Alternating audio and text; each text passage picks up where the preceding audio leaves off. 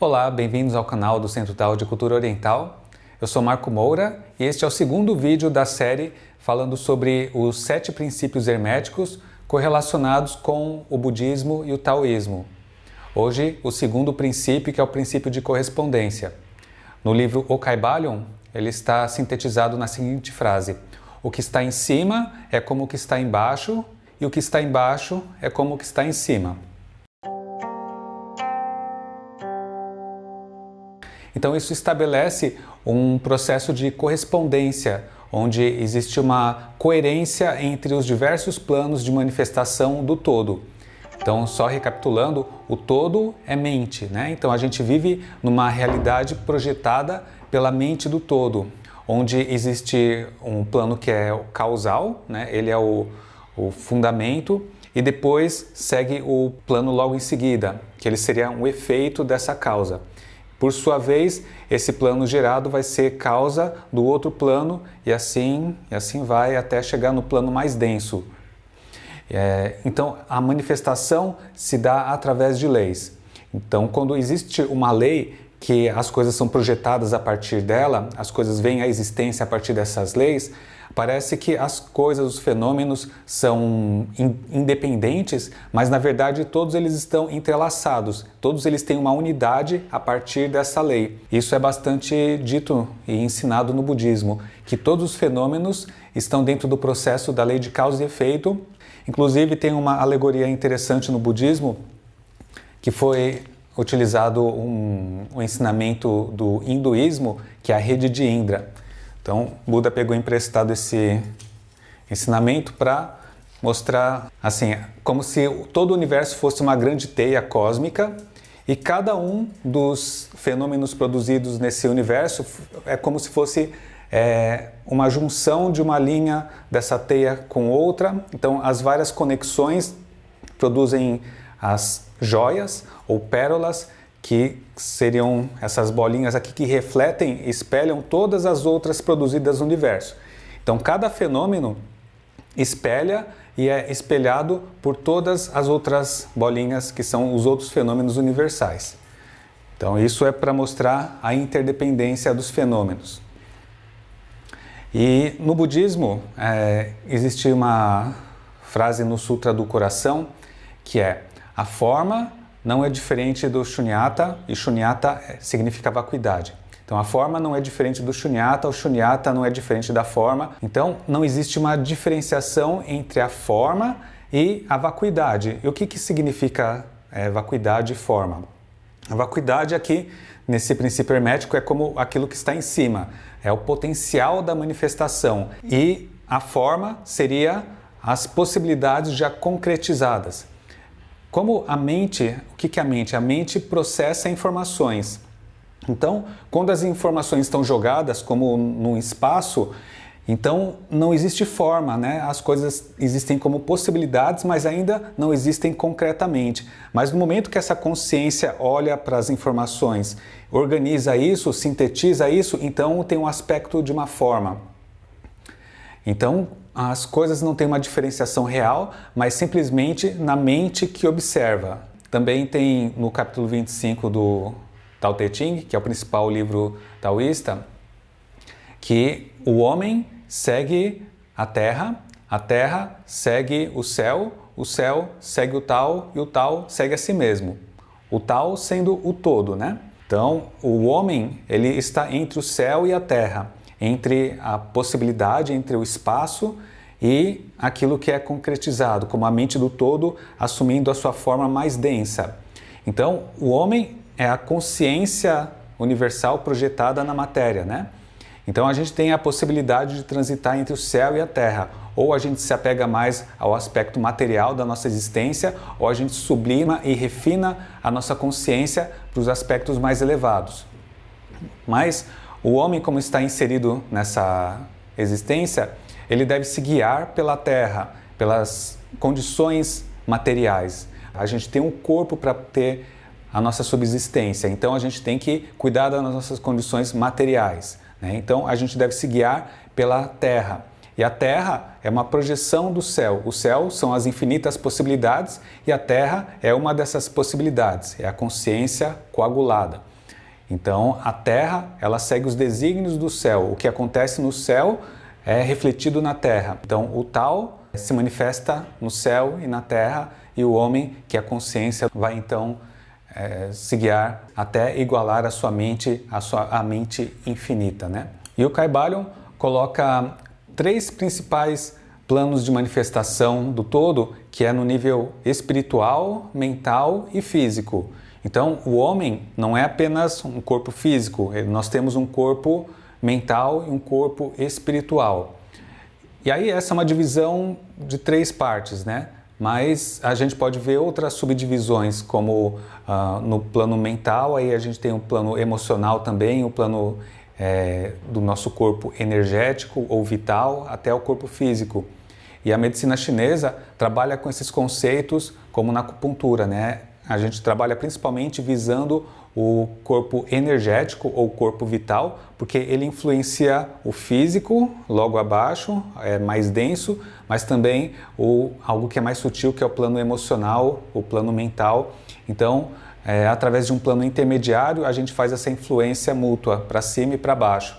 Então, veja que aqui também existe esse processo de correspondência. E o taoísmo, ele se baseia muito nos princípios universais aplicados em todos os campos da nossa vida. Então, quando a consciência se projeta na nossa estrutura vital, então existe um processo, né? Da vida até a morte, existe um começo, um apogeu, o declínio e o fim. E existe um princípio por trás disso, que é o princípio dos 5 elementos ou 5 movimentos. Os 5 elementos são madeira, fogo, terra, metal e água. A gente tem essa correspondência nas nossas emoções, como a emoção da raiva, euforia, preocupação, tristeza, medo. Nós temos os órgãos correspondentes a cada um desses 5 elementos. A gente tem os tecidos que são correspondentes também, os nossos órgãos, né?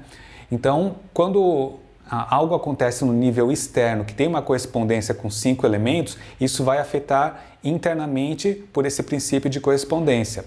Por exemplo, o inverno tem correspondência com o elemento água. Então, no tempo mais frio, os nossos rins, provavelmente eles vão ser mais afetados, e se a pessoa já tem uma deficiência, uma predisposição a enfermidades dos rins, pode ser acometido mais durante o inverno. E essa pessoa que já tem essa deficiência nos rins, provavelmente a emoção do medo é a que é mais proeminente. Então, provavelmente a sensação de insegurança pode ficar mais exacerbada no inverno. E assim vai, você vê essa correspondência o tempo todo acontecendo. Como que o Tao, no seu estado mais da mente incognoscível do todo, veio até a nossa existência física, né? Como que ele se projetou, como que essa mente infinita se tornou finita? Na verdade, não existe uma diferenciação. É um rebaixamento da vibração da consciência até se projetar na matéria. Como tudo dentro da mente é informação, isso é análogo a como a gente trabalha a nossa mente. A gente tem 2 processos que são primordiais. Um é o nosso processo criativo, de você juntar informações e gerar um significado novo. E o outro aspecto é o aspecto do aprendizado, da memória, de você organizar a informação e reter. Então, a criatividade é mais um processo de abertura, de expansão das informações, enquanto a memória é um aspecto de coagulação, de fechamento das informações. Quando a consciência se projeta e observa os fenômenos, as informações desse modo fechado, coagulado, então a gente tem a consciência física. E quando a gente fica operando nessa faixa de consciência, é muito fácil a gente se esquecer da nossa natureza original e como desde o nível mais incognoscível dessa consciência até o nosso plano físico existem muitas faixas e mesmo dentro do plano físico existem subfaixas do mais etéreo, mais sublime até o mais denso. O budismo fala sobre os reinos da existência, que conforme a nossa consciência vai ficando mais identificada com algum desses aspectos, a gente, quando perde o corpo físico nessa forma humana, o acúmulo da nossa energia gerada, que é o karma, a nossa energia investida de intenção. Então tudo aquilo que a gente fala, aquilo que a gente pensa e aquilo que a gente faz direciona esse montante da nossa energia consciente para um dos reinos da existência. Então, no nível físico, que existe desde dessa matéria como a gente conhece, que é palpável, até níveis mais densos de matéria, até níveis mais sutis, a gente tem o plano lá embaixo, mais denso, que é o plano infernal, depois o plano dos fantasmas famintos, o reino animal, reino humano e depois o mais sublime, que é o reino celestial. Se uma pessoa, durante a sua vida humana, ela direciona os seus impulsos mais para o ódio, para a violência, então todos os seus aspectos do nível físico, né, as suas ações físicas estão relacionadas com ódio, o nível emocional também com a faixa da raiva, o nível mental sempre com pensamentos relacionados a isso. Então, em todas essas camadas, a pessoa está vibrando no mais denso. Quando perde a existência física, então essa energia acumulada vai para onde? Qual que é o plano correspondente? O plano correspondente é o mais denso de todos, que é o plano infernal, onde a matéria vibra de uma forma muito baixa e a pessoa vai ficar aprisionada numa existência de sofrimento, porque isso não é uma punição divina, é simplesmente uma lei de causa e efeito que é inexorável. Aquilo que a pessoa fez, ela vai colher. Então, nesse nível mais baixo, que é o reino infernal, que tem relação com o ódio. Se a pessoa leva uma vida de prazeres sensoriais, muito apegada aos seus vícios, então, em todos os níveis, ela fica totalmente dependente dos seus vícios. Então, quando ela renasce, provavelmente vai vir na camada dos espíritos famintos, onde o vício é a tônica dessa existência.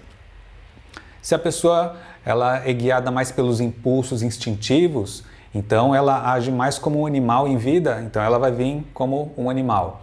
Se ela é guiada mais pelos desejos humanos, algo intermediário, então vem como um humano. E se ela conseguiu ultrapassar esses níveis mais baixos, mais materiais, e ela conseguiu deixar de lado os apegos, ela pode vir para uma existência no reino celestial, onde ela cultivou as virtudes, então ela vai colher os benefícios.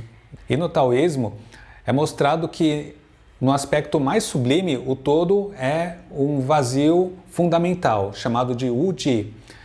Depois do Wu-Ji, que é a possibilidade de tudo existir, mas nada realmente criado, vem a primeira manifestação ou potencial de manifestação, o germe de toda existência, e depois vem o Tai Chi, e o Tai Chi é o equilíbrio supremo, onde existem dois polos, mas totalmente interrelacionados, em total equilíbrio, e isso é o Yin Yang dentro do Tai Chi.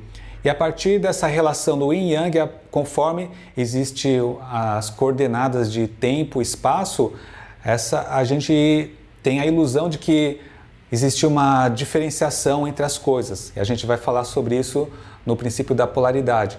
Mas a gente vê os contrastes da realidade e a gente assume que as coisas são desintegradas, separadas. Então, o Wu-Ji é simbolizado como um círculo vazio.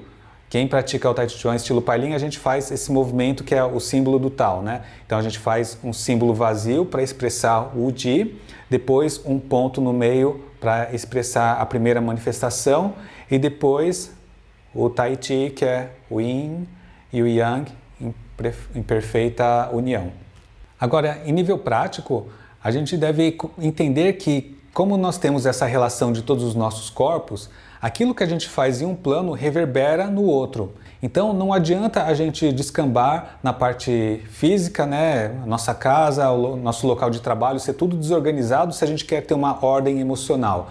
Então, no nível físico, a gente deve levar a nossa vida em conformidade e uma coerência com esses atributos no nosso nível emocional. Então, aquilo que a gente pensa também deve estar em conformidade com isso. O tipo de energia que a gente consome através dos alimentos, aquilo que a gente consome visualmente, aquilo que a gente assiste, o tipo de filmes que a gente se interessa, tudo isso tem uma reverberação em todos os nossos corpos. Então, a gente deve levar isso em consideração quando queremos fazer uma mudança, quando queremos ter uma melhoria na nossa vida.